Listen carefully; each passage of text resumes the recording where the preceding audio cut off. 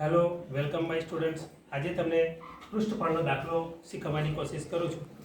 નળાકાર પદાર્થની ઊંચાઈ 2.4 સેન્ટીમીટર અને વ્યાસ 1.4 સેન્ટીમીટર છે. તેમાંથી તેટલી જ ઊંચાઈ અને વ્યાસવાળો શંકુ કાપી લેવામાં આવે તો વધેલા પદાર્થનું કુલ પૃષ્ઠફળ નજીકના સેન્ટીમીટર સ્ક્વેરમાં શોધો. તો આ દાખલો આપણે ગણવાનો છે. તો એની આકૃતિ આપણે અહીંયા દોરેલી છે.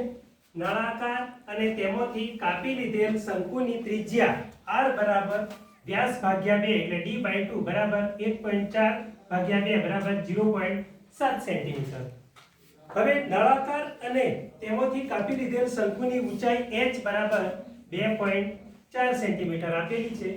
શંકુની તિર્યક ઊંચાઈ l બરાબર વર્ગમૂળનું r² + h². હવે એની ત્રિજ્યા મૂકી દઈએ વર્ગમૂળની બરાબર વર્ગમૂળની અંદર 0.7 નો વર્ગ વત્તા 2.4 નો વર્ગ બરાબર વર્ગમૂળની અંદર 0.7 નો વર્ગ થાય છે 0.49 અને 2.4 નો વર્ગ થાય છે વત્તા 0.76. હવે આ બંનેનો સરવાળો કરીએ તો બરાબર વર્ગમૂળની અંદર 6.25 બરાબર એનું વર્ગમૂળ કાઢીએ તો 2.25 સેન્ટીમીટર મળે છે. હવે વધેલા પદાર્થનું કુલ પૃષ્ઠફળ બરાબર નળાકારનું પૃષ્ઠફળ વત્તા શંકુની વક્ર સપાટીનું પૃષ્ઠફળ વત્તા વર્તુળાકાર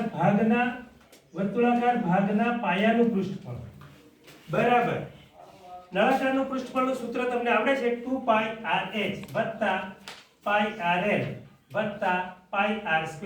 હવે એની અંદર કોમન કાઢી લઈએ બરાબર પાઈ r બધામાંથી કોમન નીકળશે એટલે પાઈ r કૌંસની અંદર 2h વત્તા l વત્તા r કૌંસ પૂરું બરાબર પાઈની કિંમત 22/7 ગુણ્યા ત્રિજ્યા r બરાબર 7/10 0.7 એટલે 7/10 કૌંસની અંદર 2 ગુણ્યા h ની જગ્યાએ 2.4 વત્તા l ની જગ્યાએ 2.5 તિર્યક ઊંચાઈ વત્તા ત્રિજ્યા 0.7 કૌંસ પૂરું બરાબર 22 આ 7 ઉડી જાય એટલે 22/10.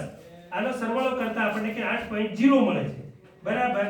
આનો 22 * 8 = 176 એટલે 1 પોઈન્ટ કાપતા 17.6 સેન્ટીમીટર સ્ક્વેર આપણને જવાબ મળે છે. આમ માંગેલા વધારાના પદાર્થનું કુલ પૃષ્ઠફળ નજીકના સેન્ટીમીટર સ્ક્વેરની અંદર આપણને 18.0 સેન્ટીમીટર સ્ક્વેર મળે છે. તો વિદ્યાર્થી મિત્રો આ દાખલો ગણવાનો ખૂબ પ્રયત્ન કરજો, મહાવરો કરજો. બોર્ડમાં ઉપયોગી થાય એવો દાખલો છે. તો તમે મને લાઈક, શેર અને સબસ્ક્રાઇબ કરજો. Thank you.